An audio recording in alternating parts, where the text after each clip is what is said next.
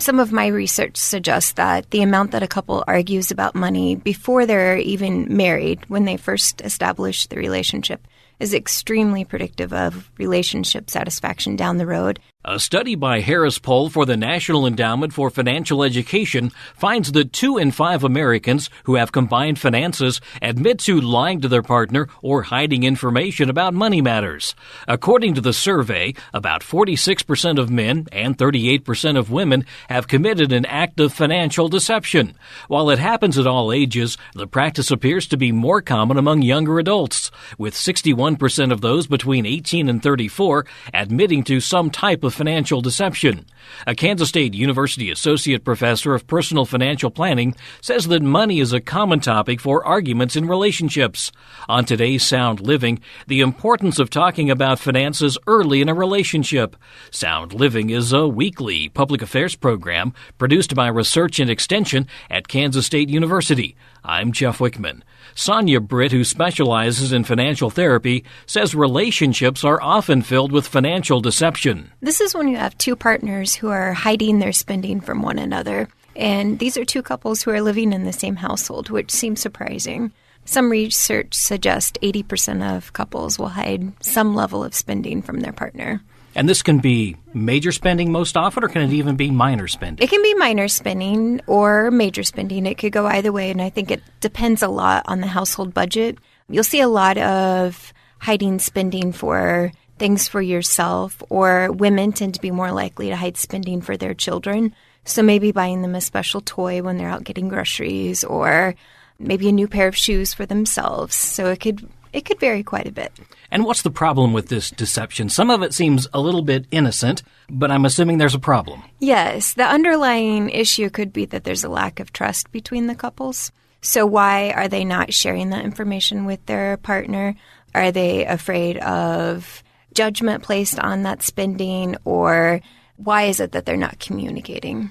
This is really the height of wedding season right now. This is something that people need to be talking about well before the wedding? Oh, absolutely. Some of my research suggests that the amount that a couple argues about money before they're even married, when they first establish the relationship, is extremely predictive of relationship satisfaction down the road and divorce down the road. So that initial conversation or lack of conversation about money is very determinant of later relationship quality. That's the number one indicator, you think, of the number one predictor of divorce? It's the number one argument predictor of divorce, but there are other things that play into that as well, such as how old you were when you got married, if you have children, how long you've been together as a couple. But as far as argument types, such as do we argue about money, do we argue about children, money is number one. What is it about money that makes it so difficult to discuss? We talk about a lot of things in relationships, but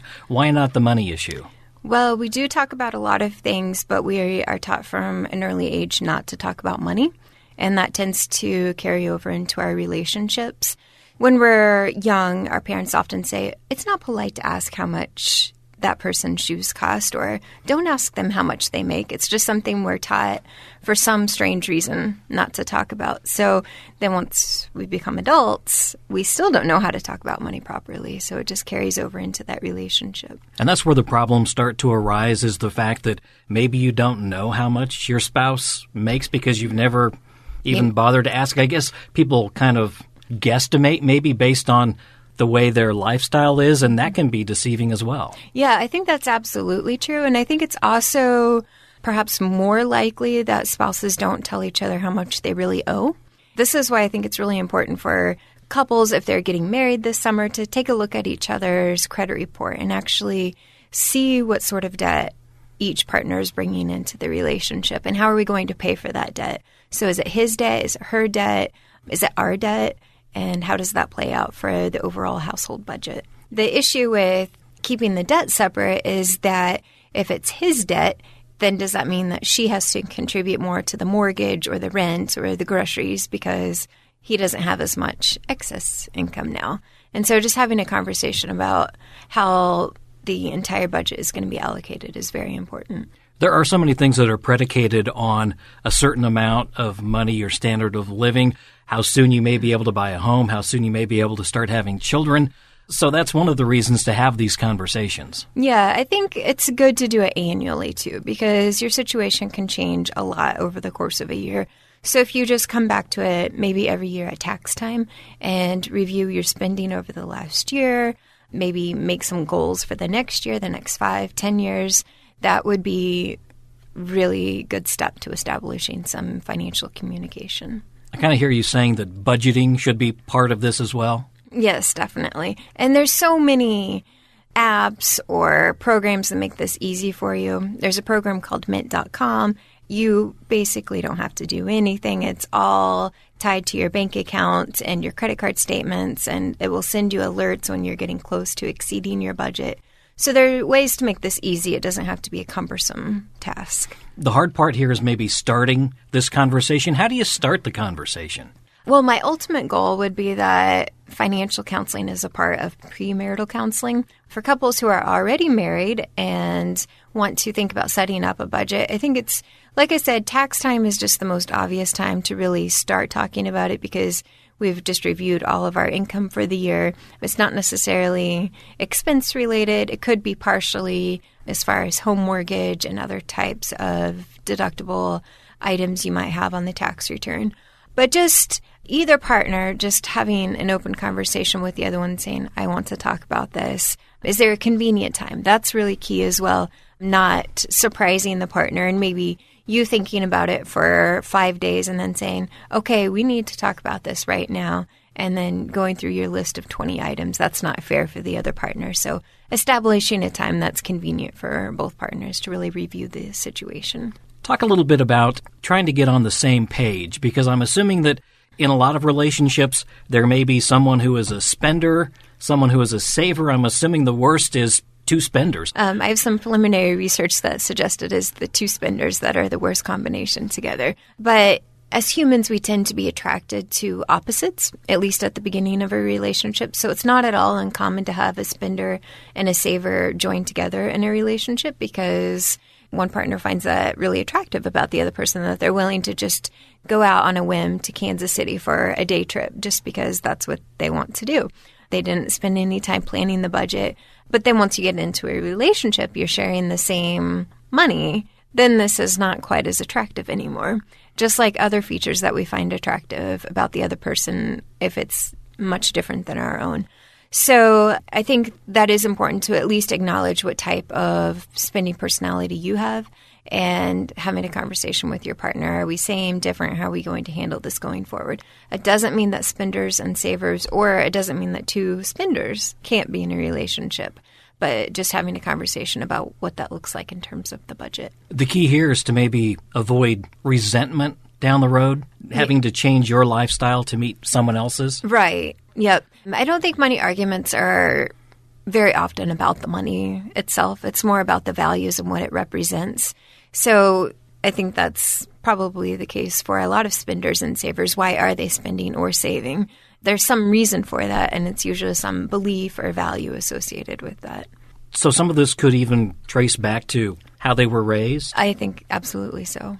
What about in terms of moving forward with their children then? Do they try and impart some of this on them? Well, it would be wonderful if parents actually would talk to their kids about money, but that's where we are right now. That's where our conversation started today, is that parents tend to not talk to kids about money. But kids do learn about money from their parents, those implicit messages, or what are they observing. So being aware of your own behaviors and what you let your children see. So are they going to go to the grocery store and can you just buy anything you want?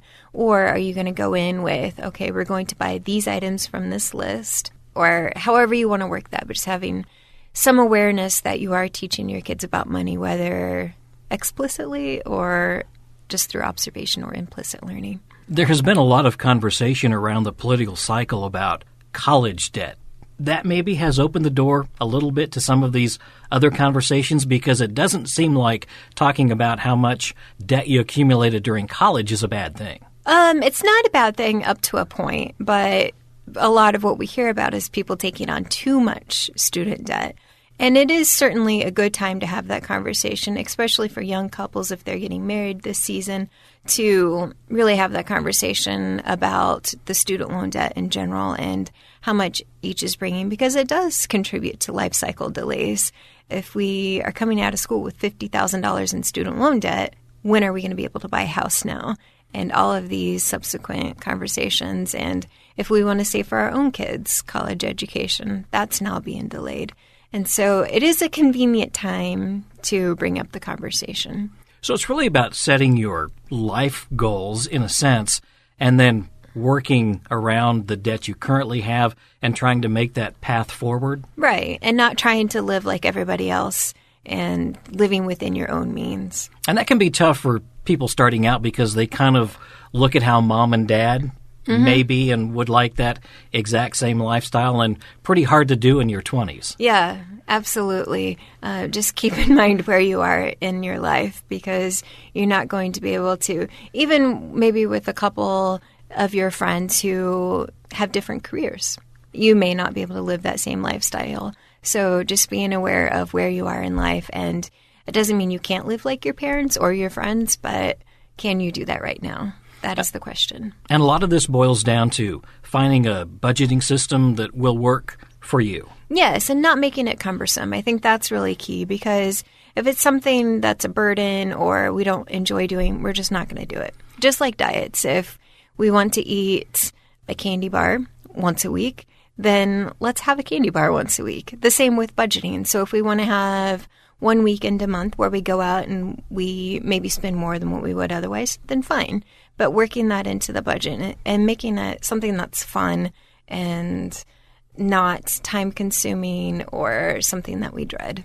And what we're talking about here is not counting every dollar, every purchase, because as you mentioned, that becomes cumbersome and probably is going to annoy at least one or both partners. Right, and you won't stick with it. That's the bottom line. If it's something that is annoying, then it could, in fact, contribute to money arguments. So having something that you can both get on board with, such as there's multiple apps or computer programs that you can use that really involve very little interaction once you get it started.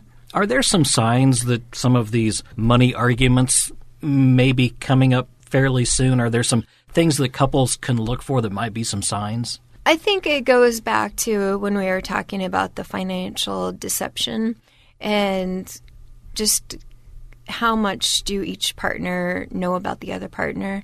So having that conversation about how much you make, what are we going to do with bonuses if we get bonuses, or how are we going to spend raises, talking about things like your credit report, that really opens the door for a whole host of issues. Maybe you have old debt that's been paid off. Maybe, I've seen this happen more than once, that the own individual doesn't even realize how much debt they have. Just having an open awareness, I think, is really key there. Really, full disclosure is what you're talking about. Mm-hmm. Going to be difficult for some people to do, but worth jumping into it, especially if you want to make that relationship work. Exactly. Very critical. Any advice that you can give to people, especially these younger couples who are starting out? I would definitely suggest that if they don't go to a professional financial counselor, that they at least do the same things that you would do in financial counseling. So let's review the credit report. Let's talk about what my short-term, intermediate, and long-term goals are. What are your short-term, intermediate, and long-term goals? Let's have a conversation about how we were raised with money. Did we get an allowance? Is this something that we want to do for our own children if we're having children? What are we going to do about the pre-established debt? That's a really big one. What are we going to do if children come along? Is one partner going to stay home? And if so, how does that work with the household budget? Now, is it only his money, or is it still our money? Or is one person getting their allowance as an adult? Again, I don't think there's any right or wrong answer there, but just so that both partners agree on what they decide on. That's Sonya Britt, a Kansas State University Associate Professor of Personal Financial Planning who specializes in financial therapy. More information about personal finance is available at county and district extension offices and on the extension website, www.ksre.ksu.edu. Sound Living is a weekly public affairs program produced by Research and Extension at Kansas State University. I'm Jeff Wichman. and this is the K-State Radio Network.